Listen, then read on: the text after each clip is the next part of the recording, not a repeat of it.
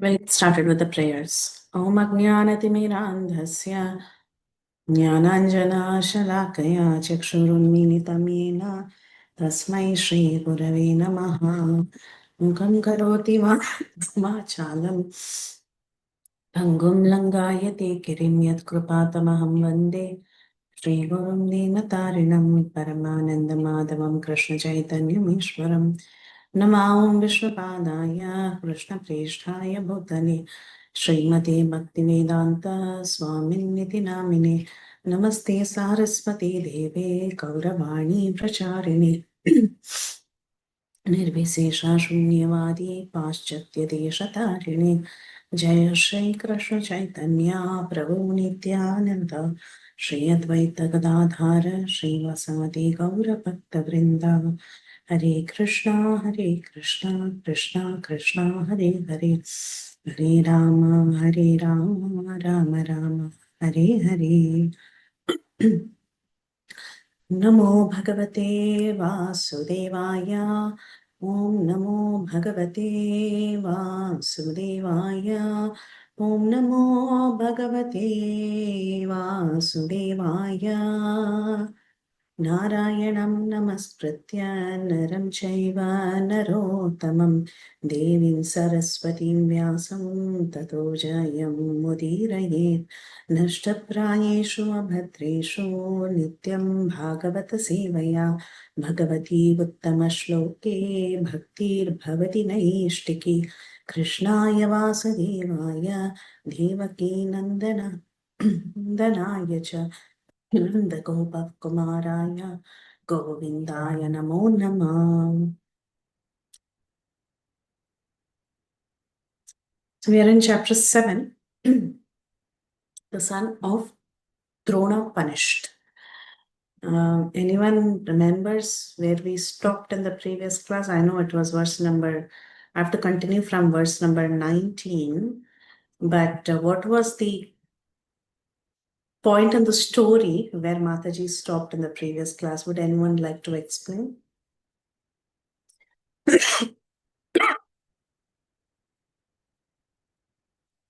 So in the beginning of the chapter, what did we see? We saw about Shukadev Goswami, right? Though Shukadev Goswami was an Atma Rama, still he desired to know about the supreme truth.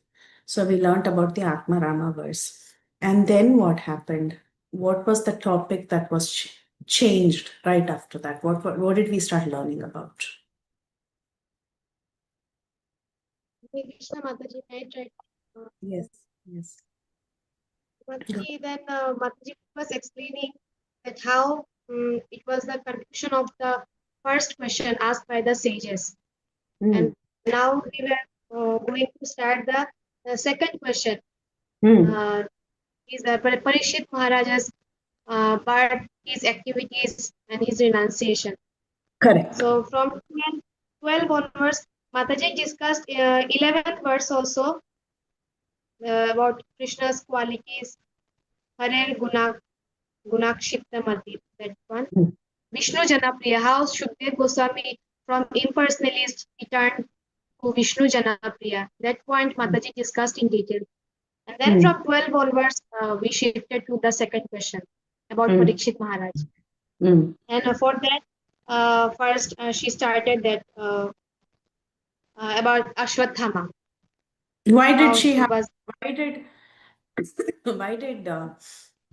Sutta Goswami start talking about Ashwatthama if he has to talk about Parikshit Maharaj? Yeah, that one Mataji was telling that when we talk about Lord, then automatically talk about devotees comes. And if we talk about devotee, then automatically about the Lord comes, like Hanuman and Lord Ram, and Prahlad and Lord Nrsimha. Then Tulsi Gopi Mataji also raised her hand. Mataji, I think she would like to say something. Sure, Mataji. Thank you so much, Saudamani Mataji. That is very nice. Thank you for sharing. And Tulsi Gopi Mataji, would you like to add? Yes, Hare Krishna Mataji.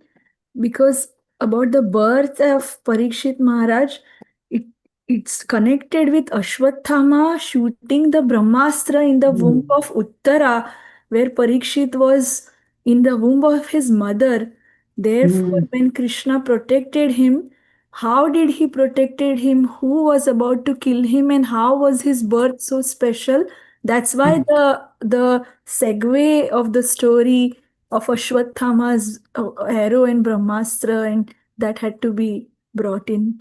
Hari Bol, exactly. Yes, Mataji, thank you so much. So before talking about the birth of Parikshit Maharaj, what happened before the birth? How he was in the womb and how he was protected in the womb.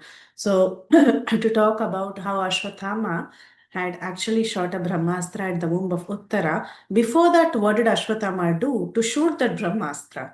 So what exactly happened after the war? What was Ashwathama's agenda? That was described, saying that Ashwathama beheaded the 5 sleeping sons of Draupadi. Why? Because he wanted to please his master. But was his master pleased? He was not at all pleased, because Parikshit was the last survivor of the dynasty and he was trying to eliminate the entire Kuru Vamsha. So our Duryodhan, though he was a big villain, he was not at all happy about the whole thing. And Draupadi was extremely upset. Of course, it is her 5 sons, and she was in great distress. She was crying. And to pacify her, her dear husband Arjuna said that I will bring the head of that Brahmana. I will bind him. I will bring him. I will pacify you. I will behead him, and I will stand on his body, and you can sorry, you will stand on his body, and then you can take bath. So that is the kind of vow he takes. Basically, he takes a vow that he will bring the Ashwathama. And then what happened? Arjun, along with our Krishna, they ascend on the chariot and they start chasing out Ashwathama. Now, this text 17 is the grand introduction of Sri Krishna in the entire Srimad Bhagavatam. So this is the first time we are hearing about Krishna. And can someone tell me, how is Krishna introduced in verse number 17? This is the first introduction of Krishna in the Bhagavatam, actually, this verse. But how was he introduced? Yes, Tulsi Gopik Mataji. Lord Krishna was on his chariot saying, bidding farewell to the Pandavas, and he was going back to Dwaraka to his family in the Yadu to meet the Yadavas. That's where, when Uttara saw the arrow coming towards her, she took shelter of Krishna, as she knew that Krishna is the ultimate shelter. And when he was on his chariot, she runs to Krishna. That's the introduction of Krishna in Bhagavatam. Yes, but in this particular text number 17 of this chapter, how is he described? How is the Supreme Lord described? This is where he is the first, you see him, first scene of Krishna being introduced to the readers of the Bhagavatam. Text number 17 that was covered yesterday in the previous session. Oh yeah, his Arjun and Krishna are chasing Ashwathama on his chariot. Yes, They are very trying to nice. go to catch him. Yes, correct. And would Sadhamani Mataji and Divyangi Lalita Mataji and Prem Vikas Prabhu would like to add? How was the introduction? How was he described? Mataji Mitra and Sutta, friend Wow. and Arjuna's driver, charioteer. Yes, such a humble introduction. What is the word used? Mitra and Sutta. Yes, Suta. Suta. Yeah, so nice. Such a nice way to introduce the Supreme Lord, right? One can only one. Prabhuji, what is it? Yeah. So the show is that. Sorry, am I? Okay. So the Supreme Lord is introduced as a friend and as a charioteer. So this is the humble introduction of the Supreme Lord. So it's very, very nice, right? This is how Bhagavatam introduces the hero. So Bhagavatam, this entire Bhagavatam is about the Supreme Lord Sri Krishna. That is the focus of Bhagavatam. But the introduction to Krishna is that he's a driver. And why is he driving? He's driving to please his dear Mitra, to please his dear friend. This is the simplicity of our Lord. So how was he dressed? He was dressed in armor. Arjun, who was guided, sorry, he was dressed as a charioteer, but Arjun, who was guided by this infallible Lord, Achyuta. So he's Achyuta, he is also Mitra here, he's also a Suta. He's an infallible Lord and a driver.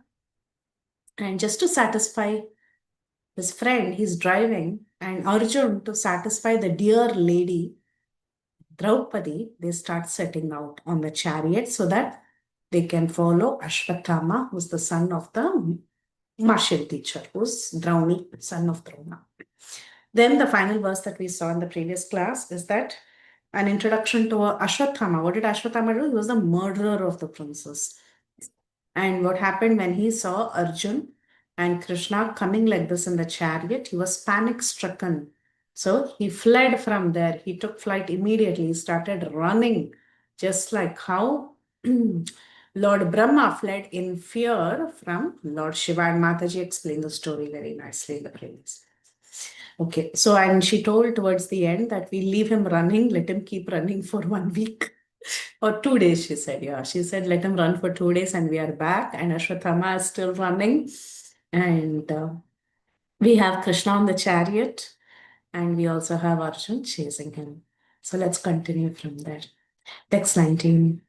Yada asharanam atmanam aikshata shrantavajinam astram brahma shiromene atmatranam dvijatmaja. Translation, someone?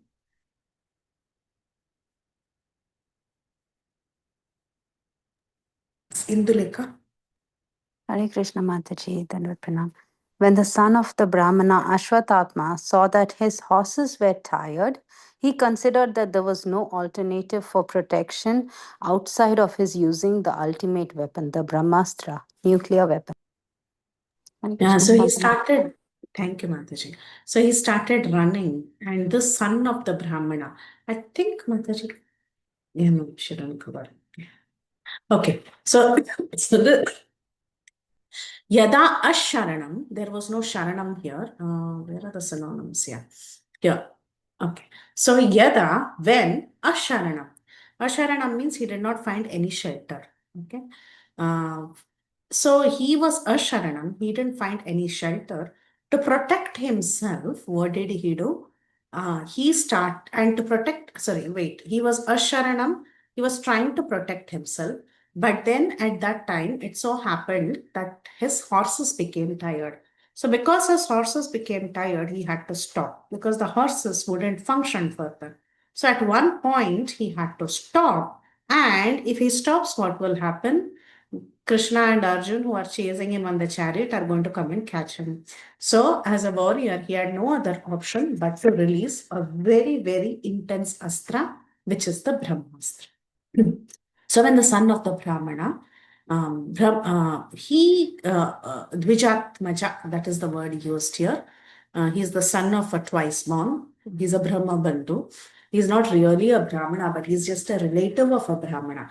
That is the indication. Atmatranam, just to save himself, he used the topmost weapon, Brahmashira, the ultimate nuclear weapon, Prabhupada says.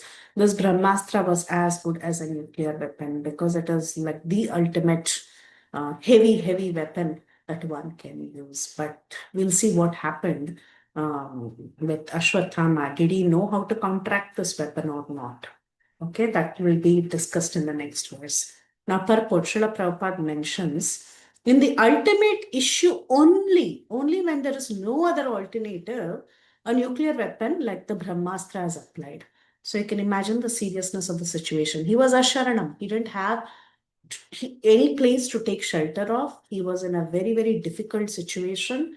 And this Dvija Maja, Atmaja means son, and he's the son of a Dvija, of a twice born, who is Drona, the son of Dronacharya, though not qualified to be a Brahmana. He did not have the qualifications of a Brahmana because a Brahmana doesn't behave like this, right? Prabhupada says an intelligent man is called as a Brahmana. It's not a hereditary title. Sometimes we say, I'm born in a Brahmin family, so I'm a Brahmin. No, you have to develop the qualities of a Brahmin. Then you are, a Brahmin, or you have to have the real intellect like a Brahmin, then you're a Brahmin. So Ashwatthama, that's why he's called as a Brahma Bandhu, or the son of a Brahmin, or a friend of a Brahmin. So being a friend of a Brahmin doesn't mean that one automatically becomes a Brahmin. Just like there is a high possibility that the son of a doctor will also become a doctor. We have seen this in India, it's a tradition. If the grandfather is a doctor, the father is a doctor, the son is doctor, grandson is also a doctor. Why is it like that? Because they are in that atmosphere. So they automatically are trained in that particular way and they start developing those qualities by training. Similarly, the son of a Brahmana also generally the tendency is to become a Brahmana. Okay, but if the training is not proper or if this person hasn't acquired those qualities of a Brahmin, then he's not called a Brahmin. So here he's only called as a Brahma Bandhu. He has to become a Brahmin by qualification. That is what Prabhupada is telling. And why is Prabhupada telling that he's not intelligent? Because he has taken this decision in a very immature way. It is not appropriate to release a Brahmastra at this point in time simply because the Brahmastra is like a nuclear weapon. And if one releases it, one should also know how to counteract it. Okay, one cannot randomly release it and let it do its job and finish the entire world. That's not good. He should know how to counteract it. So that is described in verse number 20. अतोपस्पृश्य सलिलं सन्ददे तत्समाहितः अजानन्नपि संहारं प्राणकृच्च उपस्थिते. Translation someone?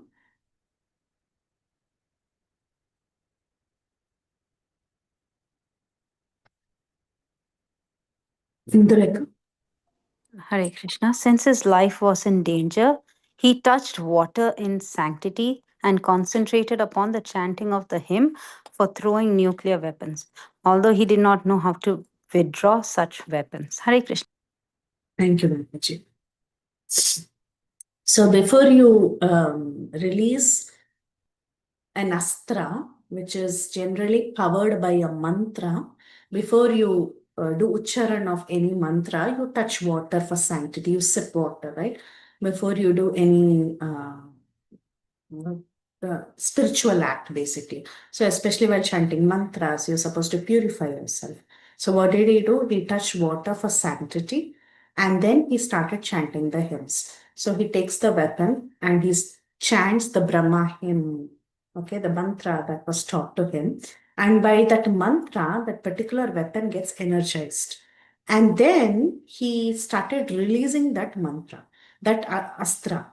But he did not know how to counteract or withdraw the weapon when needed. So this was his situation. Though his life was in danger, he touched water and sanctity and concentrated upon the chanting of the hymns for throwing nuclear weapons, although he did not know how to withdraw these weapons. So Prabhupada is telling subtle forms of material activities are finer than grosser methods of material manipulation. This is very interesting. Just by chanting mantras, one can create a weapon. Sound is a very, very fine form. It's a fine element. With sound, they are able to empower gross material. With subtle things, they are able to empower something that is gross. Such subtle forms of material activities are affected through purification of sound. So depending on the mantra that is chanted, we say Manahatrayate iti mantra. So which means by that sound vibration, your mind is delivered. By that sound vibration, a shastra becomes an astra. Shastra means a weapon that is not powered by a mantra. Okay, just like if you have an arrow or you have a sword or if you have a spear, these are all called as shastra. Once you chant a mantra by subtle sound vibrations, you're empowering that particular shastra to become an astra. So it has lots more power and capabilities. Like you must have heard about Agneastra or Varunastra. So they chant the hymns related to Agni. And then you must have seen this in our old day television serials. where the arrow is emitting fire or the arrow is emitting water. If you read the Ram Ravana Yuddha and Valmiki Ramayana, it talks about how the arrow can produce the multiple snakes. It can produce the faces of different animals. So like that, depending on the mantra that is chanted, it can create multiple effects. So he chants the mantra that is related to Brahma, which is called as the Brahmastra, and he begins to release this astra, but he doesn't know how to counteract it. It's a very powerful astra, like the nuclear weapon, and if you don't know how to counteract it, then the damage can be beyond control. Okay, so next, text 21. Tataha pradukrishtam teja prachandam sarvato disham pranapadam abhiprekshya vishnum jishnur uvachaha. Now here, one of the names of Arjun is Jishnu. That is one of his names. Vishnu, Jishnur uvachaha. So unto Vishnu, Jishnu said. Vishnu is none other than our Sri Krishna, who is sitting as the charioteer.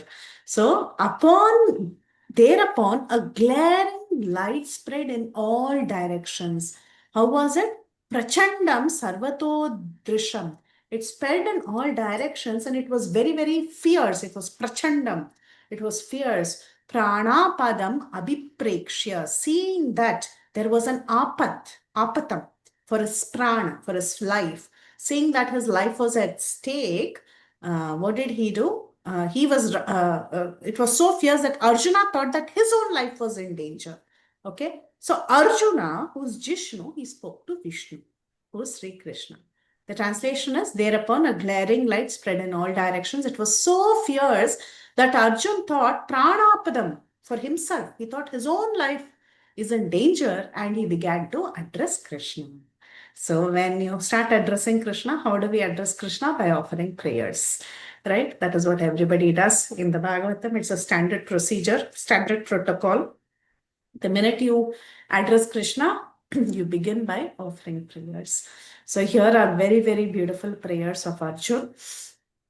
It's very nice. It also reflects the relationship Arjun had with Krishna. And Arjun was the recipient of the Bhagavad Gita. He understands that Krishna is the Supreme Personality of Godhead and he has immense powers. Okay, and he is the one who's none other than Vishnu, meaning he's the Supreme Personality of Godhead, and he is the one who can take us through the path of liberation. So Arjun is aware of everything. Arjun is aware of the prowess of the Lord.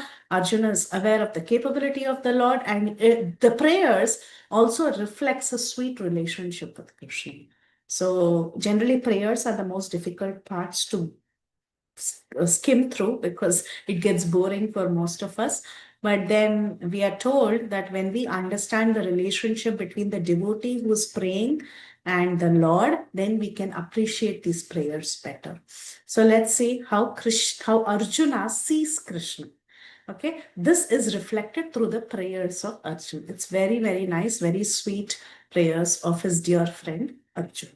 Arjuna Uvacha. Krishna Krishna Mahabaho Bhaktanam Abhayankara Tvameko Dahyamananam Apavargo Asi Samshrute. Translation, Sanu?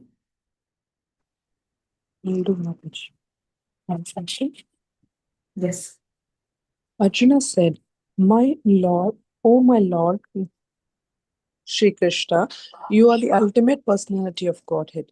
There is no limit to your different energies. Therefore, only you are competent to instill fearlessness in the hearts of your devotees. Everyone in the flames of material miseries can find the path of liberation in you only. Thank you, Mataji. Thank you so much, Vandavishnu. So Arjuna says, Krishna, Krishna, Mahabahu. So he calls him, oh Mahabahu, oh Almighty Lord, the one with strong arms. You are the only one who is capable of giving us protection with strong arms, right? So he calls him Krishna, Krishna, Mahabahu. Bhaktanam Abhayankaram. So you give protection to the devotees and you make them fearless. Abhayankara. Bhaya means fear. Abhayankara means eradicating the fears. So you're the only one who can eradicate the fears of the devotees. At this point in time, Arjun was very, very fearful, looking at that glaring effulgence that was covering all the three worlds.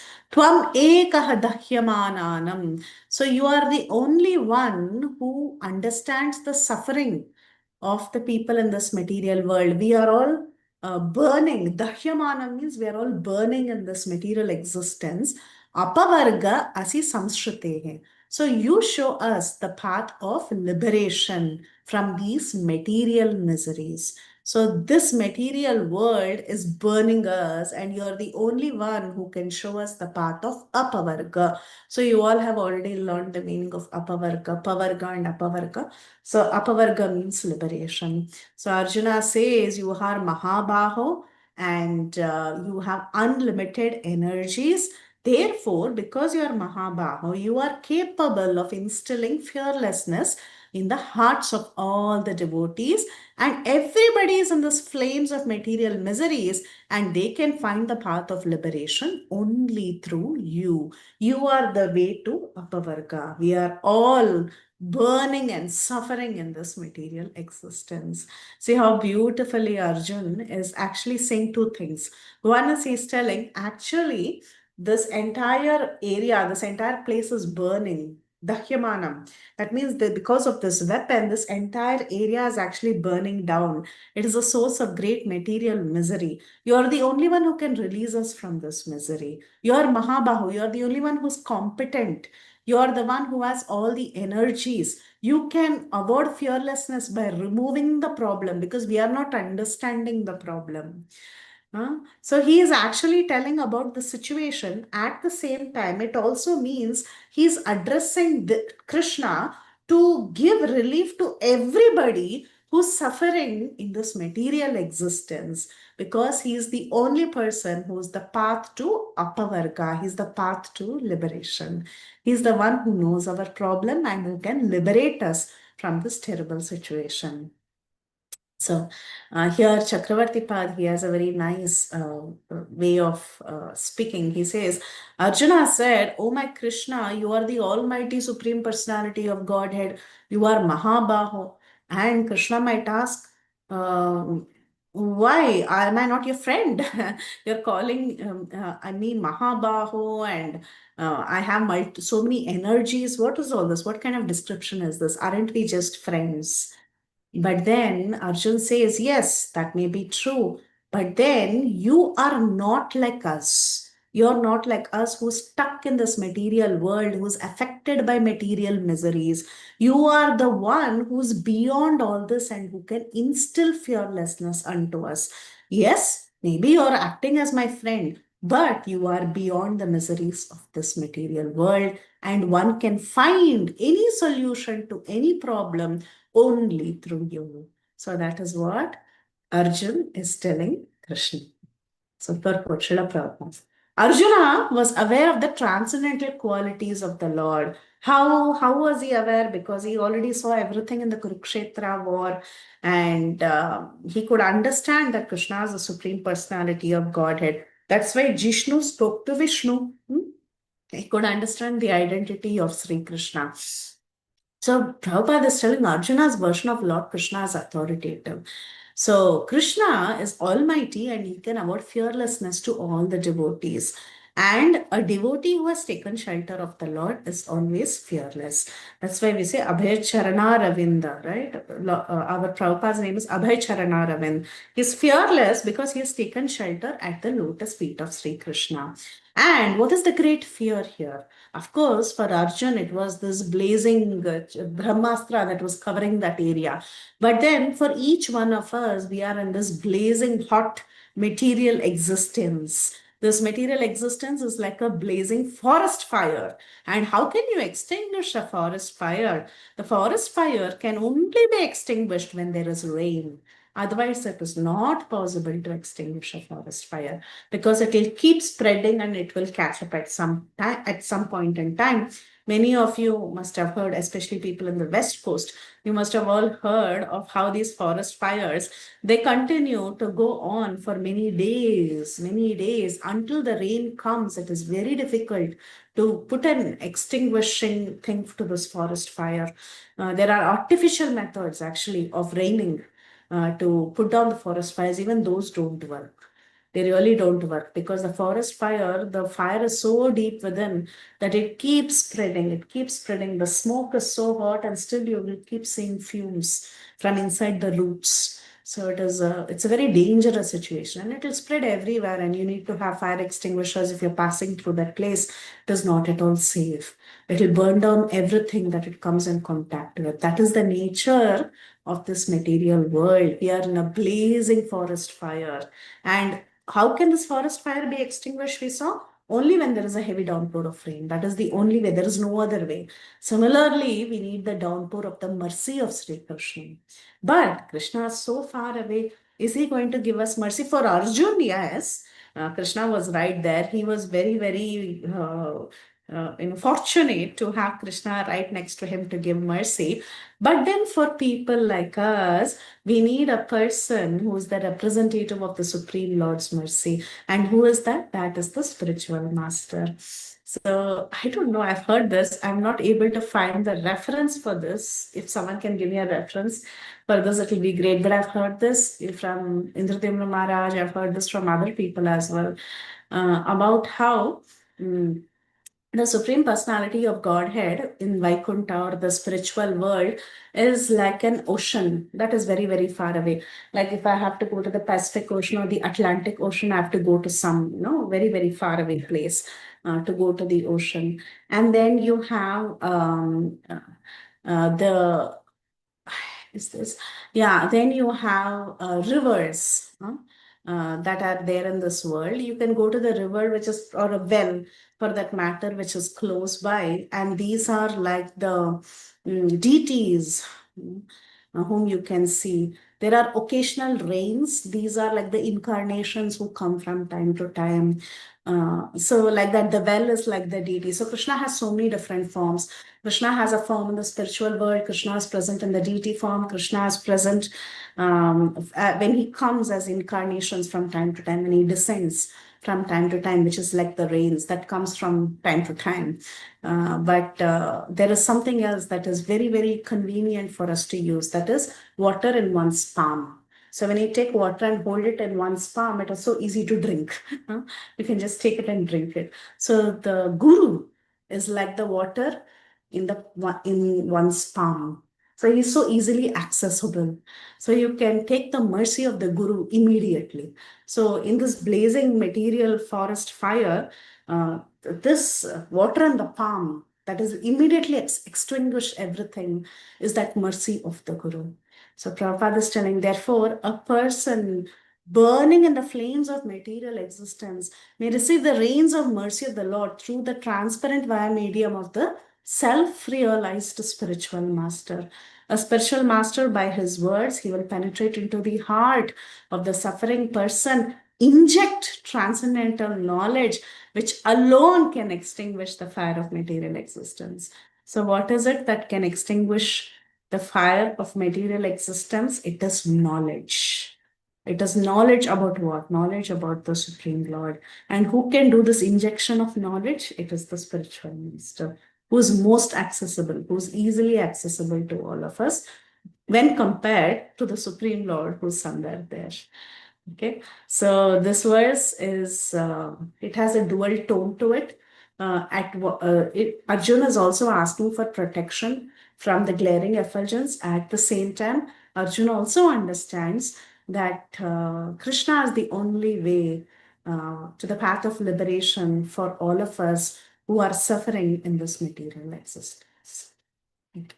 So that's the first verse. It's a very beautiful verse, worth memorizing. I don't know if it is there, but it is worth memorizing. For memorization, I don't know if it's there. 23. Tvamadya Purusha Sakshat Ishvara Prakrite Paraha Mayam Vyudascha Chikshatya Kaivalye Stitatmani. Translation? Anyone would like to give? are the original personality of Godhead who expands himself all over the creations and is transcendental to material energy. You have cast away the effects of the material energy by dint of your spiritual potency. You are always situated in eternal bliss and transcendental knowledge. Hare Krishna. Yeah, thank you so much. Actually, Chakravarti Pad mentions that for this particular verse, when Arjun says you are the original personality of Godhead, Krishna is asking him, am I not your friend? And Arjuna says, no, you are a person who's beyond this material creation. You're transcendental to this material energy, though you are in this material world. You have cast away the effects of this material energy because you're always spiritual. When Krishna comes to this world, he comes in a spiritual form, right? It's not that he takes on a material body and his janma and karma is like ours. Rather, janma karma cha me divyam, right? It is completely transcendental. He's no ordinary person. When Krishna comes to this material world, we should not think that he has some mundane material body like all of us have a pancha bhuta body. It's not like that. It is fully chinmaya. It is fully spiritual. So when Krishna expands himself and comes to this material world also, he's always transcendental to material energy. You have cast away the effects of the material energy by dint of your spiritual potency. So with this chit shakti, here it is mentioned, chit shaktiya Kaivalye Sthita Atmani. You are one, you are situated with your spiritual potency. You are one with your spiritual potency. Kaivalya means oneness, right? You all must have heard this word, Kaivalya Narakayeva. So, which means the philosophy of oneness is equivalent to it's equivalent to, comparison with Naraka, that feeling of that oneness, that feeling is like Naraka. But here, we are not talking about that Kaivalya. We are talking about the Supreme Lord who is one with the spiritual energy. Okay? He who is one with the spiritual energy has cast away the material energy. Because he is always situated in a transcendental platform. So let's see what Prabhupada is telling. And of course, you're always situated in eternal bliss and transcendental knowledge. You're Kaivalya Sthita Atmani. You're situated in your own self, full of eternal bliss and transcendental knowledge. Purport. So, the Lord, he tells in the Bhagavad Gita that only one who surrenders unto the Supreme Lord can get over the clutches of this material existence. That is very clear. Wherever Krishna is like the sun, and Maya is material existence, just like darkness. Which verse is that? Krishna Surya Sama. Maya hai andhakar. Jahar Krishna taha nahi Maya. Maya Adhikar. Yes, very nice. So Krishna is like the sun, and Maya is always at the back. She's very shy. She always stands at the back. And when the sun of Krishna rises, this darkness or this Maya, it vanishes. So the best way for us to get rid of this Maya or this ignorance is to take shelter of that sun like Krishna. So unless we take shelter of Krishna, we cannot get rid of Maya. And here he is called as Adya. See? Tvam Adya Purusha Saksha. You are the supreme personality of Godhead. You are Adi Purusha. You are the original. So here the Lord is addressed as the original personality of Godhead. In many, many prayers in Srimad Bhagavatam, we will also see later in Bhishma's prayers also. In so many places, we will see even Brahma's prayers, like that there are multiple prayers where Krishna is addressed as the supreme personality of Godhead, which means all the other personalities expand from this original personality. Ishvara Parama Krishna Satchidananda Vigraha Anadir Adir Govinda Sarva Karana Karanam. So here also Arjuna is telling Tvam Adya. You are the original. And our Arjun was a witness to that. He heard the Bhagavad Gita from Krishna, and Krishna explained how he's the source of everything, right? In various ways. He said, Aham sarvasya prabhavo matta sarva pravartate. So he's telling in so many places throughout the Gita that he is the source of everything. All the other forms of Vishnu, he's the actual source. So the all-pervasive Lord Vishnu and Lord is Krishna's plenary portion or expansion. The Lord expands himself in innumerable Godhead and living beings along with his different energies. But our Sri Krishna, he is the supreme primeval Lord from which everything emanates. So, Paramatma, when we say Paramatma is an all-pervasive feature. Brahman is an all-pervasive feature. It is spread everywhere. It is light. We say Paramatma is there in every living entity's heart. But all of these are nothing but expansions of that original personality of Godhead. And this original personality of Godhead, when he comes to this world, he has nothing to do with this material world, meaning he's not affected by the things of this world. He is far beyond material creation. So just like how darkness is a perverse representation of the sun, and therefore the existence of darkness depends on the existence of sun, but in the sun proper, there is no trace of darkness. Similarly, our Krishna, he is like the sun. Independent of Krishna, there is no existence. Okay. And where does darkness reside? Darkness resides at the back of the sun. Okay. So like that, our Maya is also standing at the back of Krishna. She's not touching Krishna in any way. As the sun is full of light only, similarly, the absolute personality of Godhead is much beyond material existence and he's full of bliss. He's not only full of bliss, but he's also full of transcendental variegatedness. So this we should understand. Krishna is full of bliss. Everybody says that. Yes, Krishna is Satchit Ananda. And then when they talk about Brahman, the impersonal Brahman also, they say, oh, it is all, it is eternal, it is existence. But then one should not think that Krishna has no variegatedness. He's just some static existence like the Brahman. Krishna is full of dynamic variegatedness. Actually, the process of bhakti itself is full of variegatedness.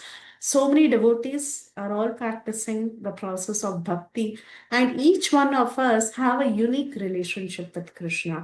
We have unique interests in bhakti. We adhere to unique rasas. Like, for example, there are 9 processes of devotional service. In these 9 processes, different people have taste for different things. Different people have different unique relationships with Krishna. So like that, there is so much variegatedness. Spiritual world means variegatedness. Anything to do with Krishna means variegatedness. It is not just one. Brahman, you just exist. This analogy Srila Prabhupada has given. When you go in a flight, initially it's very exciting because you're seeing that, houses and trees and all of this. And as you're flying up, you're all the more excited because everything looks like tiny matchboxes, and you're excited. Then you see these little tiny matchbox sized houses, then you see little trees, and then as you go higher, you start seeing clouds, and these clouds, they are like cotton balls. The first time I went in a flight also, I was thinking this is like cotton balls. So all the clouds look like cotton balls. But then when you go higher above the clouds, what happens? It is so plain. You don't see anything. There's no variety. It gets boring after some time. You don't want to look out on the window. Then you start toggling things around you. You put on your earphones, or you start seeing what is there on the screen. You get something to eat. So you get bored. So that is the nature of the impersonal Brahman. It's very static. There is no variety. But then Krishna is full of varieties, full of dynamic variegatedness, always changing, dynamic variegatedness. He is distinct from the material nature, which is complicated by the 3 modes of material nature. He is Parama, or he is the chief. He is beyond the 3 modes of material nature. He is absolute. He has manifold energies.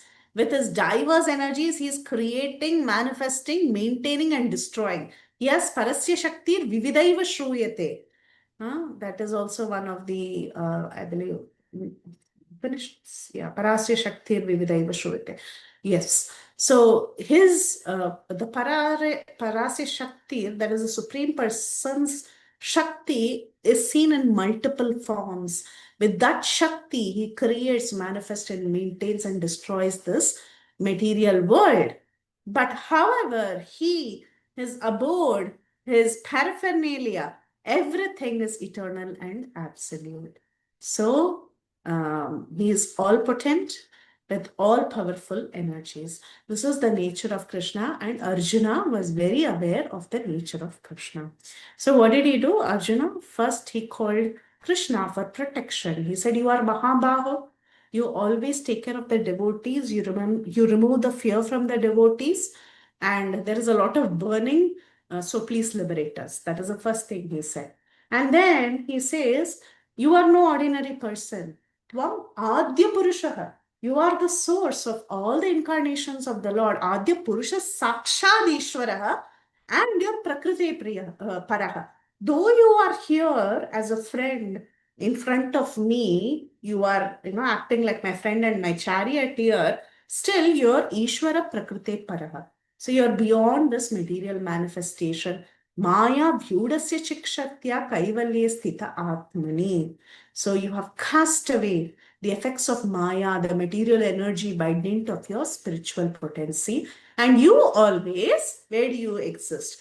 You always exist in that spiritual variegatedness, in that absolute platform, untouched by the modes of material nature. So this is how he describes Krishna. And then he says more about how Krishna and his energies function. So that is text 24. Sa eva jiva lokasya maya mohita chetasah vidhaste svena viryena shreyo dharmadi lakshanam. Translation somewhere? And yet, though you are beyond the purview of the material energy, you execute the four principles of liberation characterized by religion and so on for the ultimate good of the conditional souls. So this is very nice. Krishna, he comes to this material world, but he remains untouched by the material modes of nature. He is always in a spiritual constitution. He always remains like that. But then when he is in this material world, what is he doing? He is not saying that, "Oh, I am spiritual. I will not touch you. I will not come near you. I will be completely different from all of you." No, he executes his duties just to show example to this world. He executes the four principles of liberation characterized by religion, dharma, artha, kama, moksha. He exhibits all these different qualities for what? Not because he's conditioned and he has to exhibit it. No, for the ultimate good of the conditioned souls. So he shows by example. That is his causeless mercy. So Prabhupada is telling the Supreme Personality of Godhead Sri Krishna, out of his causeless mercy, he descends to this world, but we should remember he's not influenced by the three modes of material nature. He's beyond all this. He descends how and why? He descends only because of his causeless mercy. For what? For reclaiming the fallen souls who are captivated by this illusory energy. In the previous verse, we saw that he's not captivated by the illusory energy, but we all are captivated. So for our sake, very, very mercifully, he descends into this material world. We all are attacked by material energy and we want to enjoy under different false pretexts. Although the essence of the living entity cannot enjoy that way. We are artificially trying to enjoy. We are not meant to be here. We are meant to be in the spiritual world. It is not natural for the soul to be in this material world, but in an artificial pretext, we are trying to enjoy in this material world. What is our natural constitutional position? Our natural constitutional position is to be the eternal servitor of the Lord. Jivera Swarapai Krishnera Nityadas. That is our constitutional position. But then we forget our constitutional position and we seek enjoyment, petty enjoyment in this material world. Which means what? We are in illusion. Because we don't know what true enjoyment is. But then the Supreme Lord, out of his causeless mercy, he descends into this material world just to benefit us and eradicate this false enjoyment. That way, he reclaims the fallen conditioned souls and he takes us home back to Godhead. That is his merciful nature. So that is what Arjuna is also praying here. You have come here, you are there. Why are you here? You are there to protect all of us, and you only want the ultimate good for all of us. Though you are beyond the purview of this material energy, still you are present here. You are roaming around with us so that you can protect us. Yes, Tulsi Gopi Mataji. Mataji, in this purport, Prabhupada mentions the four principles of liberation. So I was a bit confused that dharma and moksha can be considered principle of liberation, but how artha and kama are principles of liberation? They are, that's how it is, Mataji. It's a natural gradation. So what happens is, as you're doing dharma, why are you doing dharma? So that you can attain some benefit in this world. Okay, when you start doing dharma, when you follow some dharma, some codes, why are you doing it? So that you can live a righteous life and you can get some benefit out of it. You can get some happiness, whatever it may be. It need not be only in the form of money. You can live comfortably, taking pious credits, all that is artha. By doing all that, what do you want to do in this material world? You will have karma. It is gradual advancement. Okay, you will have karma, and with karma, dharma, artha, kama, as you're satisfying yourself in this material world, you will start realizing that this satisfaction is not leading you to the ultimate benefit. You will endure, you will want to progress further, and you will look for something beyond this world, because the karma or the satisfaction of this world is very, very insignificant. Okay, then eventually you will understand there is nothing much and you will start going towards moksha. It's a gradual evolution. That's right. Everything is helpful. And in one's life, we go through this process of dharma, artha, kama, moksha. Naturally, it happens. Yeah. Thank you. Okay. Next, 25.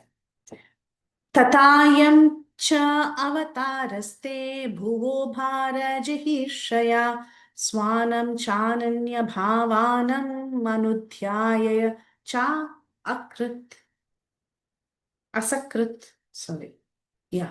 Translation, Sanu? Thus you descend as an incarnation to remove the burden of the world and to benefit your friends, especially those who are your exclusive devotees and are constantly wrapped in meditation upon you. Hare Krishna. Thank you, Prabhuji. Thank you. So, yes, he continues to mention that you come to this material world, you are one among us, but still you are always liberated, but you come for our benefit. And he continues to say that you come as an incarnation. Tata ayam cha avataraha te bhuvaha. You come to this material world as an avatara, as an incarnation for what? Bhara jihirsaya swanam. To remove the burden that the world has, and also to benefit your friends, your well-wishers, your devotees, your friends, especially those who are exclusively your devotees. Cha ananya bhavanam. So who consider you as their ananya gati. That is, they have no other gati. They have no other interest. They are completely 100% your devotees without having diversions elsewhere. So you come for the sake of devotees who are anudhyanaya, meaning constantly meditating. Dhyana is meditation. Anudhyana is to continuously meditate. So these devotees were continuously meditating on them to satisfy them. You have come to this material world. So what is the purpose of an incarnation? We all quote yada yada hi dharmasya glanirбhavati bharatabhyuttanam adharmasya tadatmanam srijamyaham paritranaya sadhunam vinashaya cha dushkritam dharma samsthapanarthaya sambhavami yuge yuge. We quote this immediately. Yes, why does Krishna incarnate? Krishna incarnates to take care of the pious, to protect religious principles, to annihilate the miscreants. When our dharma reduces, Krishna comes. All that is correct. But then, There is one true reason why he comes, to give pleasure to his devotees, especially the exclusive devotees who are continuously meditating on him, just to give them, to benefit them. He comes to this material world. Prabhupada says it appears that our Lord is very partial. Yes, he is. He's definitely very, very partial. But he's not partial also. He's a mixture of all contradictions. So he's very partial, but he's not partial. He's not partial because he's Paramatma in everyone's heart. Krishna is not partial. This question was asked by Parikshit Maharaj when he heard about the deliverance of Sishupal, right? That is Yudhishthira Maharaj was, no, Narada Muni asked Yudhishthira. No, Yudhishthira asked Narada Muni, correct? Yeah. But then later it was explained to him that he's actually benefiting everybody, but he's a little partial towards his devotees, because Krishna says, Ye yatamam prapatyanti tam stataiva bhajamyaham. So as you approach me, I reciprocate accordingly. That is his nature. Yes, Saudamani Mataji, would you like to add? Yes, Mataji, I heard in Darshan Prabhuji's class the same topic which you were talking, and even in Sanatana Dharma Prabhuji's class also, the same thing. That Krishna is, of course, impartial, but also is little partial towards his devotees. But though he is partial, he is impartially giving everyone chance to become his devotee. That's why he is impartial also. Very nice. He's impartially giving chance to everyone, right? That was his nature. Very nice, Mataji. Thank you. So it appears that the Lord is partial to his devotees, and everyone is related to the Lord, so he's equal to everyone. Yet he's more inclined to his own men and devotees. Why? Because he's a person. Lord is everyone's father. No one can be his father, yet no one can be his son. But he becomes the son of somebody. All his devotees are his kinsmen, and his devotees are his relation. This is his transcendental pastime. He's a person. We all have our likes and dislikes. Yes, there is a mother who might have 3-4 children. Of course, she loves all her children. Of course, she is equal to all her children. But then she's specially giving attention to the child who's continuously crying for her attention. Right? That is natural. That is how the world is. That is how everything is. Because Krishna as a person, if there is one kid who's continuously crying for the attention of Krishna, Krishna is bound to give extra attention to that child. Of course, he is equal to all children. There is no doubts about it. Just like a mother, she is equal to all the children. She is going to feed all the children. She's going to take care of all the children. She's going to give her love to all the children. But then if one child is always constantly seeking that attention and love and care from the mother is already obviously going to give it. Similarly, Krishna is like that. Prabhupada is telling it has nothing to do with mundane ideas of relations, fatherhood, or anything like that. But Krishna is actually above the modes of material nature, and he has nothing to do with the mundane kinsmanship. But then he's very, very, very, very affectionate towards his devotee. If his devotee, who's constantly thinking of him, wants his attention, obviously Krishna will give his attention. That is the nature of Krishna, though he is the Paramatma in everyone's. So Arjuna is also telling that. Arjuna is telling that, yeah, you have come as an incarnation. And why have you come as an incarnation? To remove the burden of this world. But then when your devotee is in distress, when your devotee is suffering, you are bound to give him more attention. You will give your exclusive attention to your devotees who are in constant rapt meditation of you. So that is what he's telling, which means Arjuna is telling, now you give me attention, I'm in problem. Okay, so let's see what's next. Kimmidam switkuto veti deva deva na vedmyaham sarvatho mukam ayati teja paramadharunam. Translation, anyone?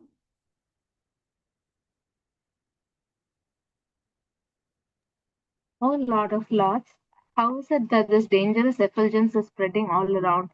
Where does it come from? I do not understand it. Thank you, Mataji. So he's asking a question. O Lord, Lord of Lords, O Deva Deva, How is it that this dangerous effulgence is going everywhere? How is it that I'm seeing this effulgence? He's asking, where is it coming? I'm not able to understand what it is. Prabhupada says, anything that is presented before the personality of Godhead should be done after due presentation of respectful prayers. That is what Arjun did. Right, you all know the different components of prayers. You must have heard it multiple times. What is the first component? You should first offer your rest. You should first glorify them. Okay? Glorify the Lord. Don't go and just ask your favor. Arjun could have just finished the whole thing in one sentence. He could have said that I'm seeing some weapon, so you just give me protection. No, he calls him in various ways. He glorifies him in various ways. So you see the prayers of great devotees, that is what they do. They first glorify the Lord. That is how we also learn that we first glorify the Lord. So he says, O Lord of Lord, what is that dangerous effulgence that is spreading around us? So Prabhupada is telling this is the standard procedure, and Arjuna, although he was an intimate friend of the Lord, he was following this method. He's observing the method of general information. That is what he was doing. So when this question was asked, what did Bhagavan say? Sri Bhagavan Vacha. Again, Bhagavan is speaking now. He's speaking for the first time here. So he is telling, Vetedam Dronaputrasya Brahmam Astram Pradashitam Naivaso Veda Samharam Pranabhada Upastite. Translation.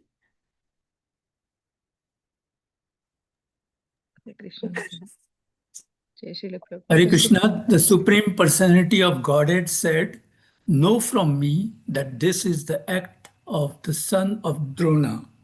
He has thrown the hymns of nuclear energy, Brahmastra, and he does not know how to retract the glare. He has helplessly done this, being afraid of imminent death. Hare Krishna. Very good. Thank you, Prabhuji. Thank you so much. So Bhagavan said, you're asking me, what is the cause of this effulgence? But know from me, you already know it. Bhagavan is telling, actually, you know it. But still, I will tell you, this is the act of the son of Drona. Drauni has done that. And what has he done? You must have guessed it by now. It is the Brahmastra that he has thrown. And unfortunately, he doesn't know how to retract the glare. He should be able to do it, but he doesn't know how to do it. And he has done it hopelessly because he didn't know what to do. He was going with the horses, and the horses had to stop for water. They were tired. He was helpless. He didn't have a shelter. And in a helpless condition, you don't know what to do. In a fit of helplessness, and you're completely agitated, you're out of your mind, you just do something crazy. That's what he did. And being afraid of his imminent death, because you would go catch him, he got so scared. And he retaliated with this Brahmastra, which he doesn't know how to handle. This is also very similar to sometimes our situation. Sometimes in a haste, when we don't know what to do, we do something absolutely dreadful, absolutely crazy. And then we don't know how to counteract how to resolve the issue. So this happens to us also. But here, this was something very serious. It is not like those little mistakes that we do. This is very serious. He released a Brahmastra. And he didn't know how to control the effulgence of the Brahmastra. So, purport. The Brahmastra is very similar to modern nuclear weapons that is manipulated by atomic energy. There, atomic energy is used. Here, sound vibrations is used. So, the atomic energy works wholly on a total combustibility, and so the Brahmastra also acts like that. It creates an intolerable heat similar to the atomic radiation. But there is a difference. The difference is that the atomic bomb is a gross type of nuclear weapon, but our Brahmastra is a subtle type of nuclear weapon that is empowered by hymns or mantras. So it's a different kind of science, and it was used. Yes, it was used in the past in Bharatavarsha, but now it is no more there. Actually, it is there. We don't know. That's all. Even now, there are some mantras. Actually, it's there. People use it. There are some mantras to empower certain weapons, like the spear is empowered by certain mantras for Kartikeya. If you worship that spear and you keep chanting, it is still there. These sciences are still there. People still do it. Not that they use it irrationally, but these sciences are still available through our scriptures. So you can empower certain weapons using sound vibrations. Okay, so subtle material science, you should understand, Prabhupada is telling, subtle science of chanting hymns is also material, it is nothing spiritual. He's telling, the subtle science of chanting hymns is also material, but it has to be known by the modern scientists. Subtle material science is not spiritual, but it has a direct relationship with the spiritual method, which is subtler. So it is not fully spiritual. See, gross body, subtle body, both are not spiritual, right? Similarly, subtle science or gross science, both are not spiritual. But then the subtle method has a little more connection with the spiritual method. It's closer. That's all. A chanter of hymns knew how to apply the weapon as well as how to retract it. This is how they were trained. Actually, the science was supposed to be taught fully, and that person should have learned it fully. But the son of Dronacharya, who made use of the subtle science, he did not know how to retract it. He didn't learn it properly. He applied it, being afraid of his death, but his practice was improper. But not only was it improper because he didn't know how to retract it, he was also irreligious. He didn't know when to use it. See, this is the other thing. You should know how to use it, when to use it, at what circumstance to use it. Just out of haste, you cannot release a Brahmastra that is going to create a big danger. So he was also irreligious. That's why when they give mantras, they're the first thing that you should do is build character. A person who has a loose character is not taught mantras, because with mantra shakti, he can manipulate a lot of things and use it irreligiously. So here also the problem with Ashwatthama is that he was not religious. He didn't have the right frame of mind. He was not well equipped to learn the shastras, mantra shastras. His mantra vidhis, they should be chanted in a particular way, and the right consciousness should be there before you use it. Right? Even for Gayatri also, we say that before getting your second, people say, okay, you should develop qualities of a Brahmana. Why do they say that? You should develop the qualities of a Brahmana. You're tested if you're Brahmanical, then you're given Mantra Diksha. Mantra Diksha is not given to just like that, very loosely. It is given as a secret. These are very powerful tools. It should be used with the right intent and consciousness. So, here, he applied it, being afraid of his imminent death, and thus his practice was not only improper but also irreligious. As a son of a Brahmana, he has such a great lineage, he should have been more careful, but he made so many mistakes. And for such gross negligence of his duty, he was punished by the Lord himself, which comes eventually. So with great power comes responsibility. If we cannot handle the responsibility, then we should not take the power. That is what we learn from this. Text 28. Nahi asyanya tamam kinchit astram pratya vakarshanam jahi astra teja unnadham astrajnyo hi astra tejasa. 28 in the translation. Jai Shri Prabhupada. Oh Arjuna, only another Brahmastra can counteract this weapon. Since you are expert in the military science, subdue this weapon's glare with the power of your own weapon. Nice. So Bhagavan is not telling the solution. He says, don't you see it is released by Ashwatthama? Why are you asking me? You must have guessed it by now, he says. But then Arjuna's problem was not guessing what it is. Arjuna's problem is how do we handle it, right? So now Krishna is telling you, Arjuna, the only way to handle it is another Brahmastra. You can do it.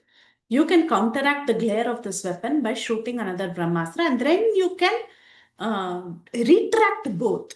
The counteract for the glare of one Brahmastra is another Brahmastra, and a person should be able to retract the effect of both. That is how you work on this weapon. So Arjuna was trained in this military science. So Krishna tells, use another one, counteract that glare and retract both. That way it will get nullified. In the purport, Srila Prabhupada says, That atom bombs, there is no counter weapon. Once you release atom bomb, it's gone, it's over. You cannot neutralize its effects. That is the nature of modern day warfare. But in those days, these subtle sciences, they were so beautiful. By subtle science, the action of a Brahmastra can be counteracted by the experts. They could counteract the Brahmastra. They just needed proper training. But then the son of Drona, he was not expert. He didn't know how to counteract the weapon. And therefore, Krishna said, this is the solution. Wherever Krishna is, the solution is there. So Krishna said, just release one more, counteract the effect of both, and it will be done. So now Suta Goswami tells, Suta Uvacha, Shrutva Bhagavata Proktam Phalgunah Paraviraha Sprishvapastam Parikarmya Brahmam Brahmastram Sandade. Translation.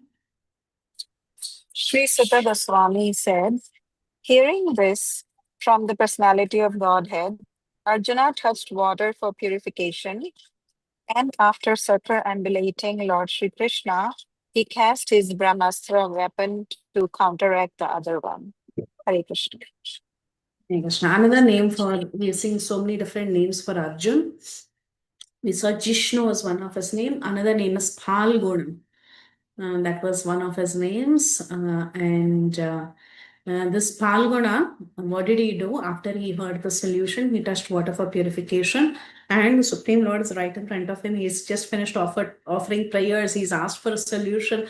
Krishna has given solution. He circumambulates Sri Krishna. He touches water for purification. He chants the mantra for the Brahmastra so that he can counteract the other. He releases this and counteracts both together. So he's an expert. He takes Krishna's help. He circumambulates the Lord who's rightly present there, and he releases another Brahmastra. So let's see what happens after that. Samhatyanonam ubayas tejasi sarasamvrite avritya rodasi khamcha vavradhate akra vahnivat. Translation.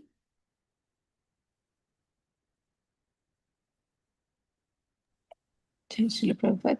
When the rays of the two Brahmastras combined, a great circle of fire, like the disk of the sun, covered all outer space and the whole firmament of planets.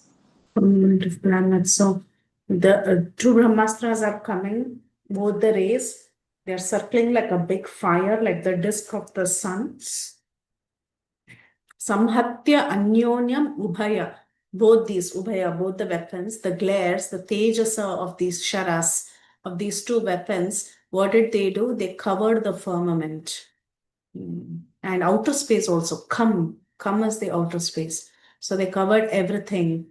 And it was like as if it was like the glare of the sun globe, Arka Bahnivat. So it was like the fire from the disk of the sun. That's how it is. So the heat created by the flash of the Brahmastra, it was like the fire in the sun globe at the time of cosmic annihilation. And it was a heavy radiation that was manifested from this Brahmastra. And Prabhupada is telling an atom bomb, it can actually blow up an entire globe. But the heat produced by the Brahmastra was a cosmic situation because the whole firmament of planets were getting affected. So it was looking like that. The entire firmament, Rodasi Kamcha. So come, the entire outer space and the firmament of planets, they were all getting affected. So the heat produced by the Brahmastra can destroy a cosmic situation. The comparison is therefore made to the heat at the time of annihilation, because at the time of annihilation, everything is destroyed. Drishtva stratejastu tayo strilokan pradahan mahadhyayamanaha praja sarvaha samvartakam amam sata. Text 31. Anybody? All the population of the three worlds was torched by the combined heat of the weapons. Everyone was reminded of the Samvartaka fire, which takes place at the time of annihilation. Mm-hmm. So we have heard of the Samvartaka clouds from Govardhan Leela at the time of annihilation. Similarly, we have the Samvartaka fire that appears at the time of annihilation. So basically, everything, all the three worlds was scorched by the combined heat of two weapons. It was a very testing period. Everybody was reminded of the end of the world. So it appeared that the three worlds, upper, lower, and middle planetary systems of the universes were affected by the Brahmastra. Though the Brahmastra was released on Earth, what happened? The heat that was produced because of the combination of Ubhaya Astra, that is the two weapons, what happened? It affected the populations in all the three worlds. And it was like as if the Samvartaka fire had taken on. So Prabhupada says, no planet is without living beings, as less intelligent, materialistic men think. So the three worlds were affected. Everyone was burning. That is what the scripture is saying, which means there is life everywhere. Nice. So text 32. Mataji, Prajopat. one simple question, Mataji. I don't know. We are saying it's a fire that we are all going to, I mean, people are going to disappear. And then you have a feeling at that point. But definitely, we cannot recollect that feeling because we'll be already gone now, Mataji. This comparison, I'm a little confused. Everyone Yeah, was yeah, when you're going to feel anyway, you're not going to survive then. But then again, how can you feel it? You can remember that feeling, isn't it, Mataji? Yeah, so the idea is like sometimes we say, oh, this was like hell. We never went to hell. I had so much pain that I felt like I'm going to die. Have you seen Death? No. Yeah, it's like that. It's a, what do you call it? It's ornament in Sanskrit literature. That's what they say. What do you say that?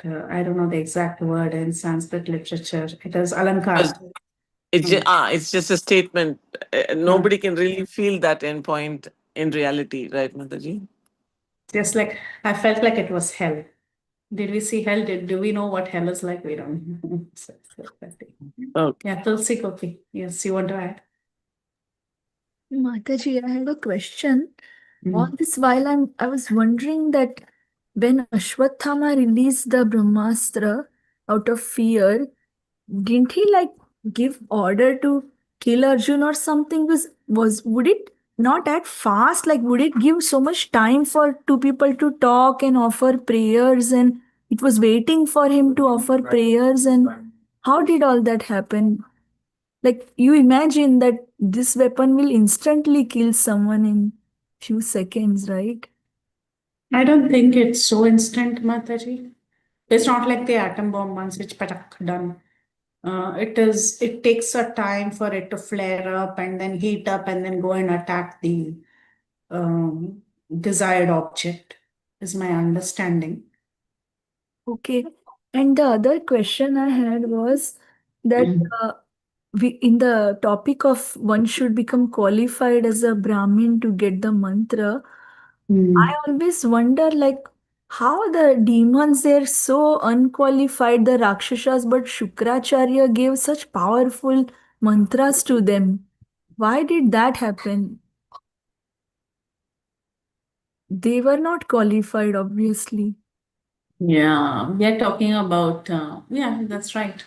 But here in this point in time, when we're talking about the comparison between humans and humans in a war field, we want them to be all of like we are talking about an equal match.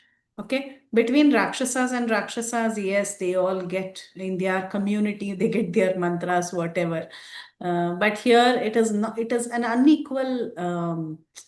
It is not fair. That's how the Bhagavatam projects. He should have been. He doesn't deserve to know, but he got to know. So because that such a what do you say? Such a serious thing was given in the hand of a wrong person. There was so much destruction. See, when these mantras are also given to Rakshasas or demoniac personalities, there is a lot of destruction. This is awareness, basic awareness, right? That when things are given to the wrong people, it is misused. But within a community, when everybody is like that, everybody gets it. Why is it given? That's how it I don't know. That's how it ends up being, apparently. And then we see the bad effects of it. Like when we see these different words, we see the bad effects of such people when they misuse the mantras. It is present even today in atom bombs and all that, right? When the knowledge is given to a person who's not qualified, he misuses it and he just throws the weapons on common people and destroys them. Why was the weapon given? We just got it because he was in the association of the person who was giving the weapon. But ideally, in an idealistic atmosphere and life, we should give it to a person who's qualified. That's all. Yes, ma'am. Thank you. But idealistic situations never happen. That is the sad reality. Anyway, thank you, Mataji. Text 32. प्रजोपदद्रवम् आलक्ष्य लोकव्यक्तिकरं च तं मतं च वासुदेवस्य सञ्जहारार्जुनोद्वयम्. Translation. Thus seeing the disturbance of the general populace and the imminent destruction of the planets, Arjuna at once retracted both Brahmastra weapons as Lord Sri Krishna desired. Very nice. Thank you, Mataji. Prabhupada is telling there are atomic bombs that we're talking about in modern science, but he says that this atomic energy, yeah, it is able to destroy a particular region, but it is truly not able to destroy the entire world. And he says that anything in the world to happen ultimately rests in the will or the sanction of the Lord.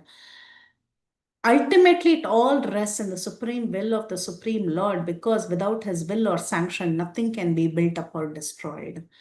So he attacks the thought process of the modern day scientists that natural laws are ultimately powerful. Okay, so he says actually natural laws need not be ultimately powerful. See, in this case also, the effect of the Brahmastra is that it should lead to destruction. But then the Lord came and he changed it. He came, he asked Arjun to release another Brahmastra and then retract both, and he resolved the situation. So ultimately, Krishna is in complete control. So we might think material laws are very, very powerful, but this material law also works under the direction of the Supreme Lord. This is also confirmed in Bhagavad Gita. What is the verse? Maya tatam idam sarvam jagata vyaktamurti. Is that the verse? Yeah, the material nature's law works under the direction of the Lord as confirmed in the Bhagavad Gita. Maya dekshena prakriti suete sacharacharam. Anyone wants to say which verse this would have been? Maya tatamidam jagat avyaktamurti matsthani sarvabhutani. Bhutani, that only, right? Yeah. Yes. Yeah. Okay. Jagat avyaktamurtina. Yes. Material nature's law work under the direction of the Supreme Lord as confirmed in Bhagavad Gita. Maya tatamidam sarvam. So the Lord says that natural laws work under his supervision. So the world can be destroyed by the Lord and not by the whims of tiny politicians. So Ashwatthama, however great he might be, he thought he can destroy everything and put an end to everybody. That is not possible. When the Lord is there, ultimately his supreme will reigns. Okay, so he took over, and Krishna decided. It was Krishna's decision that the weapons of both Drauni, who's Ashwatthama, and Arjuna has to be withdrawn, and it was carried out by the devotee at once. Arjun, being a very humble devotee, he carried out the orders of the Lord immediately. So there are many agents of the all-powerful Lord, and by his will only one can execute what he desires. So we should understand he's under supreme control, and when he orders his devotees execute his will. And that is what is happening here. The last verse for today. Tata asadhya tarasa draunam gautami sutam bhabandham rasatam raksha pashum pashum Rashanayayata. Translation. Arjuna, his eyes blazing in anger like two red balls of copper, dexterously arrested the son of Gautami and bound him with ropes like an animal. Arjuna. How was his eyes? His eyes was Tamraksha. Tamra means copper. Tamra Parini, that's a river which is coppery in color. Tamra Murdaja. This one, Shurpanaka. She had red color hair, copper color hair. So she's the one who's described to have Tamra Murdaja. Murdaja means hair, copper colored hair.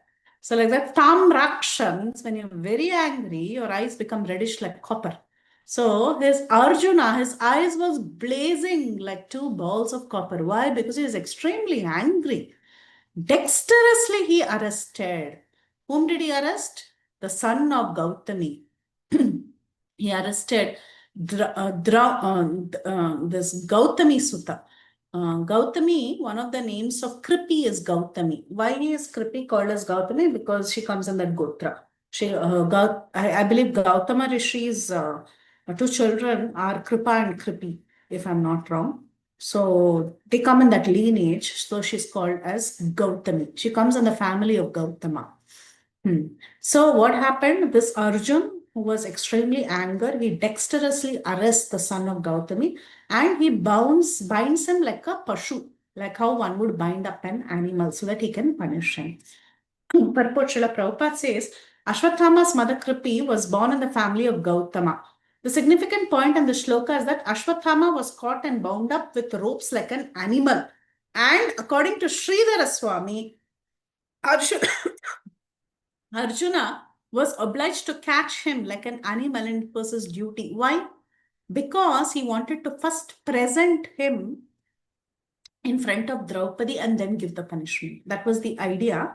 He wanted to present him. He had promised he will bring Ashwatham. So he binds him and generally one of the Kshatriyas, when they capture their opponent, they tend to bind them as a part of dharma and pull them and take them. So the suggestion is given by Sridhara Swami, and it was also later confirmed in the statements of Krishna. In the later verses, we will see this.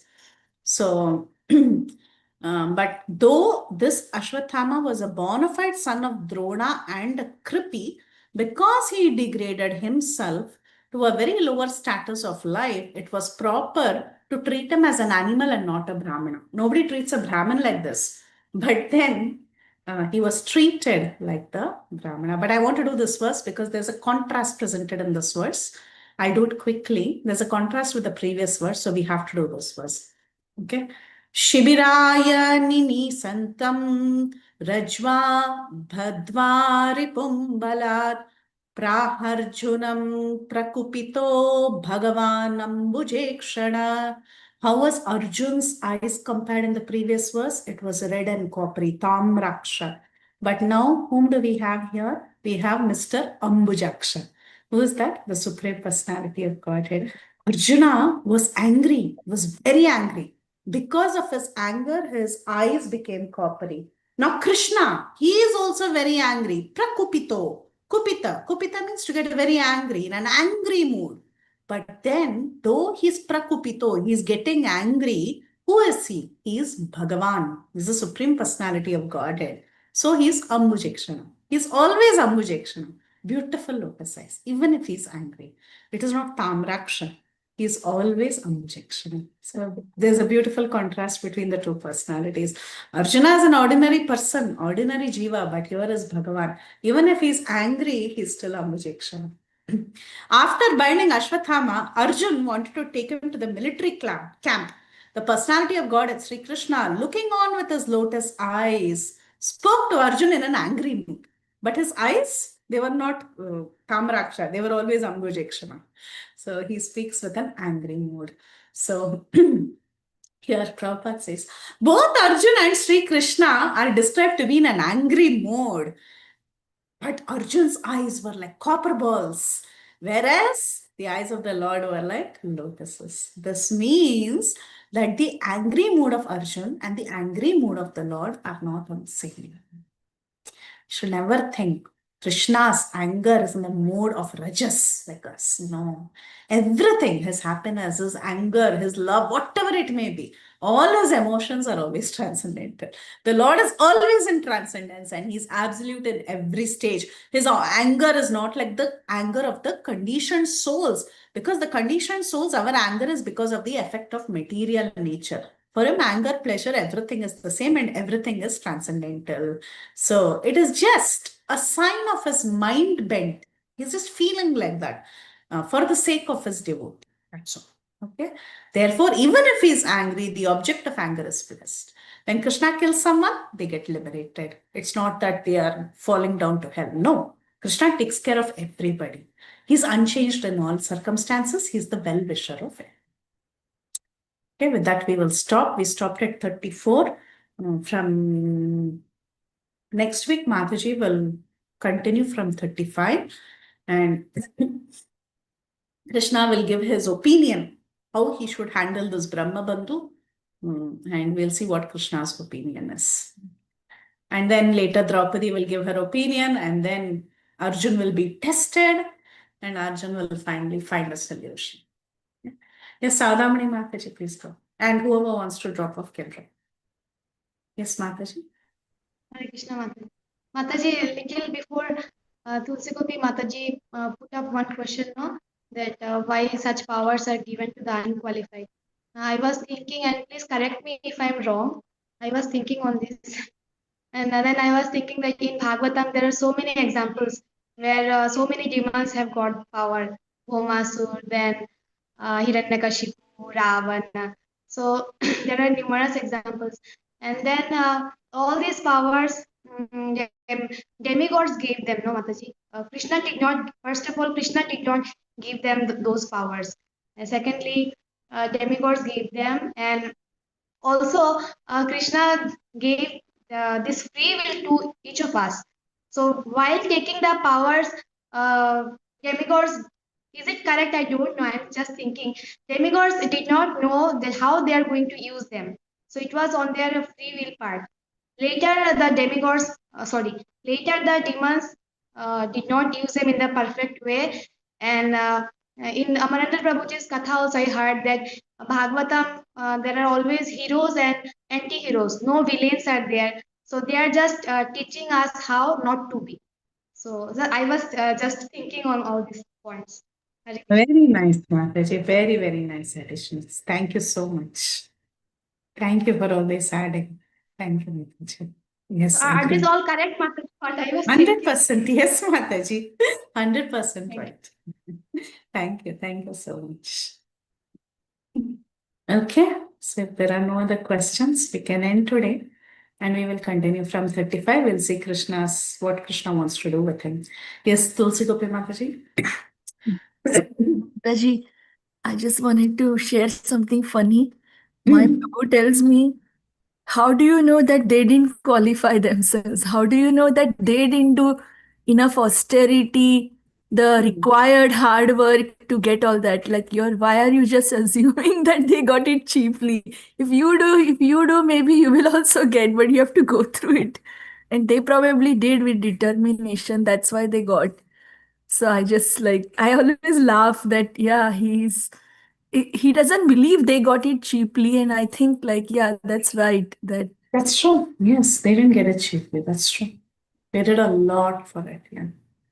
100%. Thank Yeah. you. Only thing is when it's there, they don't know how to handle it properly in the right situation. For that mind bent should be, the proper bent of mind should be there, where always the thought of righteousness should come in one's mind. That's why Vibhishan, between the three of them, Ravan, Kumbhakarna and Vibhishan, when they saw Brahma, they all asked for boons. And Ravan asked for a very good boon. Okay, I don't want to be killed. I want to live for very long. I don't want to be killed by any kind of forces, except he didn't think about humans and Vanaras. And similarly, Kumbhakarna, he wanted to ask Nirdevatvam, that is, the world should be devoid of the Devas. It's in the mode of ignorance, right? That thought itself is in the mode of ignorance. Ravan's thought was in the mode of enjoyment. It was Rajasic.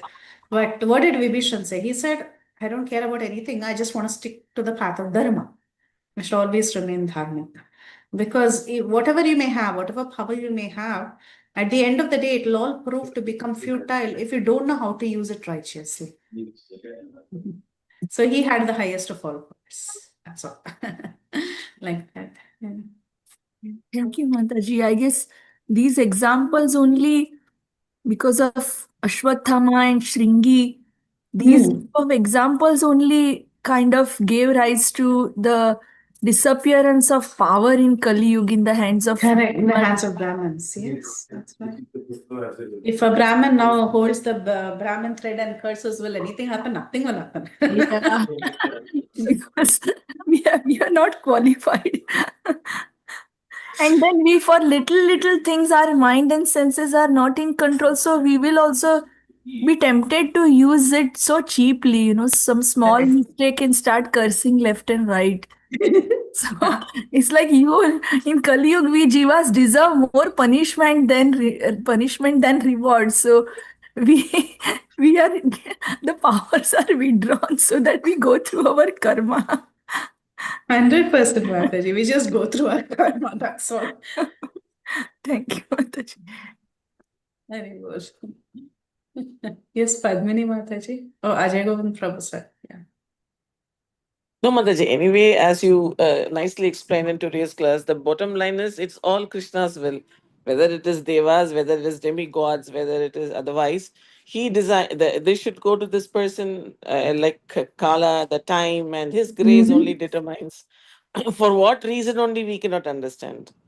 So Correct. I think that, right, Mataji, we cannot understand why is he doing. It's all, as you said, the scriptures give us so much of knowledge, but our knowledge is so limited. We Limited. can't Yeah. go beyond that knowledge. We only learn the knowledge that Bhagavatam is actually giving it in scripture, but there is knowledge beyond that. Truth has several levels, like we always know, and this is one part of the truth. So we cannot answer why demons are given this, why demigods are giving this, or why are we like this.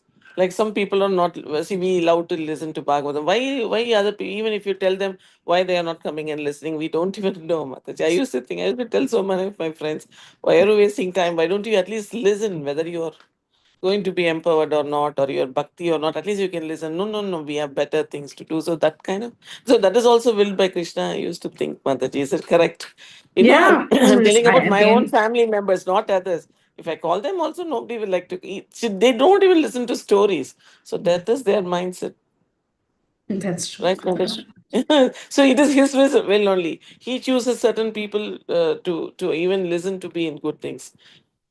But they're Very all true. only full of bhakti, but they don't want to go to the next step. They'll stand there only and be simply saying, no, I'm praying enough for me. So this is a concept people have. Even in a place like Tamil Nadu where bhakti is born. Like you were telling, no, Mataji, Karthikeyan has a weapon that's called Vel Maral. They give a power to that and then use it. But even that, not everybody can give. Only a few people can give. And that too, they will not use it right. They'll Just not because use a it right. That neighbor, is the problem in this time and age. yeah, the Yes. neighbor would have scolded them for something, for that you cannot use. I've heard that story, so I'm just telling you, sharing. So again, that I used to think, okay, this is Krishna's will, so they're doing all this nonsense. So I don't know. That's beyond our understanding. That's what my whole thing is. The more we get the knowledge, I always used to believe the more it is, we cannot understand it completely. So we have to take it. Just like I asked you one question that is not so relevant. Yeah, you're going to die. You know the heat, but why? How can you know the heat when you're going to die? This kind of knowledge we have. It just came out at that point of time, Mataji. That is our agyan only. Actually. No, but one thing that you said is that the more we know, the more we realize we don't know. No, That is yes, Mataji. That is why I like to hear more, Mataji. First of all, why 100%. you have to hear more is only because you won't know anything. You Only if don't you know. understand that, you will be listening. So those people who don't want to listen, they think they know everything. That is the point. Correct. 100%. Well said. Thank you, Mataji. The class was so nice. Thank you very much, Mataji. Thank you. And the Thank you so discussions, I much. always love the personal discussions our devotees give, and Yeah, then to that I just love it more than the class itself because exactly. everybody Even has me too. some. Thank you very much, Dandavat Pranams, for all the devotees. Thank you. Hare Krishna. Yes, Ajay Govinda Prabhu. Mataji, when the discussion was going on how Ravan asked for a boon and how Vibhishan asked for a boon and how they used the things, materially. And so one point which came to my mind was that Ravan did pick Sita, who is not different from the energy of Lord. She is eternal consort of Lord. But then Vibhishan, told him that Sita is poison for you. Though she is Supreme Personality of Godhead, but she is poison because he was, Correct. thinking of Sita for his own enjoyment Correct. and not in view of the spiritual or shastric vision that, she is the Supreme Personality of Godhead and consort for that. And instead of serving, he was looking at her to gain service. So that was the reason for end of his life. Wow, very nice. Very beautifully said. Thank you. Very nice. Thank you for adding, Prabhu. Thank you, Mata. Tulsi Gopi Mataji. Mataji, I was thinking that when Arjuna left in anger to punish the son of Dronacharya, Ashwatthama, then when he reached and he saw the glaring heat, he experienced the heat of Brahmastra, and he realized that Krishna is the ultimate control and shelter.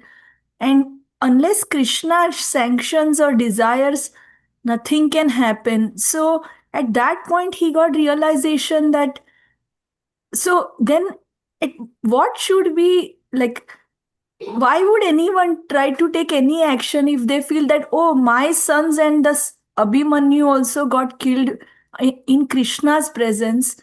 So it's Krishna has sanctioned this, then why should I be angry at someone? Or when should we think that it's Krishna's desire, so give up, and when should we act? Like I'm confused. In anger or to punish someone, like how to decide that, oh, Krishna is under ultimate control, so let him take care of everyone's karma, versus, oh, I need to do something to fight this situation. If it's your duty, you do it. If it's not your duty and none of our business, we don't do it. That's all. So here, when there is a war where a Kshatriya is in the battlefield, it is his duty. It is his duty to fight. It is his duty to protect himself, to protect the people around him, to counteract his enemy, and so on. So in a war field, it is his dharma, it is his action, it is his duty. He's responsible. He's responsible. It's his responsibility. But for us, a normal person like us, someone is doing, if it's our duty, like as a police officer, we have to do it. If we are not authorized, then why should we think that it is our duty if we are not authorized? If someone is doing something wrong, I think karma can take over, but it's between them and Krishna, we say. We don't try to intervene or try to go and correct without authority. Correct? That's what they teach us even in Vaishnava etiquette. They say, yeah, it's between them and Krishna. They will figure it out, but you don't intervene without authority. If you have the authority, if you are their immediate supervisor or whatever, then you can. But otherwise, it's irrelevant because there is just more and more hatred that is going to grow. That's all. There is no respect in this or no benefit for anybody. That person is also not going to get benefited. We are also not going to get benefit. If it is our prime duty, if we are involved, if we have to take action, then we can take action. Otherwise, it's not. It's like that. Okay. So did Arjun try to find out from Krishna that, Krishna, why you sanctioned this to happen and anything like that? For his son's death? When Draupadi's sons were killed in sleep, it was such a unfair. When someone's killed in war, is different while fighting. But when he realized that Krishna is under control and he offered these prayers, that time did he have a desire to find out why then Krishna only allowed his sleeping sons to die when he protected the Pandavas, right? Like, or did he ask or did he not? He didn't ask. He was just. I don't think he thought that far, Mataji, because it was the heat of the war. He's like, you throw weapon, I throw weapon. That's all. He knows that when he doesn't know, see, when Arjuna is offering prayers also, he's telling, I don't know what to do. You're the ultimate authority. You decide what to do. He's so bewildered at this point in time. Okay. So he didn't think through it, is my understanding. So it's not like every time we are very philosophical, Mataji, like even the Brajvasis also, right? When they have a problem, they are going and screaming, oh, Krishna, protect us. When there was this lightning and thunder sent by Indra, they went and asked Krishna, protect us. When there's a forest fire, they say, Krishna, protect us. But why did you sanction this? And when they are praying to him also, they're telling, you are the only one capable of protecting us. You are the one who's cause of everything. They'll tell all that. But then why did you sanction this to happen to Yashoda Maya? They don't ask. It just happens. That's all. And they ask. That's it. Thank you, Mataji. Sorry, I didn't have an answer. No, thank you. Okay. Can I end here? वाञ्छाकल्पतरुभ्यश्च कृपासिन्धुभ्येव च पतितानां पावनेभ्यो वैष्णवेभ्यो नमो नमः अनंतकोटि वैष्णववृंद की जय श्रीमद् प्रभुपाद की जय all glories to the assembled devotees. Hare Krishna. Priti Vilasri Mata ki jai. Thank you. Jai Shri Prabhupada. Hare Krishna.